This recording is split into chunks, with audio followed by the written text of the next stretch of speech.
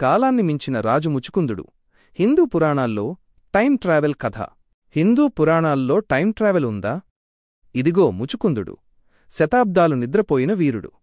ఇక్ష్వాకు వంశానికి చెందిన మహారాజు ముచుకుందుడు దేవతల పిలుపుకు స్పందించి అసురులతో యుద్ధానికి వెళ్లాడు. ఆయన యుద్ధం చేసిన చోట స్వర్గలోకం. అక్కడ కాలప్రవాహం భూమికన్నా భిన్నంగా ఉంటుంది. యుద్ధానంతరం దేవతలు కృతజ్ఞతతో బహుమతి ఇచ్చారు. కాని భూమిపై అప్పటికే యుగాలు గడిచిపోయాయి.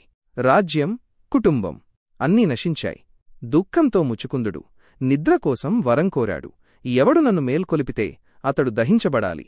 కాలయవనుడితో యుద్ధం చేస్తున్న కృష్ణుడు ముచుకుందుడి గుహలోకి పరుగెత్తి దాగిపోయాడు. కాలయవనుడు ముచుకుందుడిని కృష్ణుడిగా భావించి మేల్కొలిపాడు. వెంటనే కాలయవనుడు బూడిదైపోయాడు.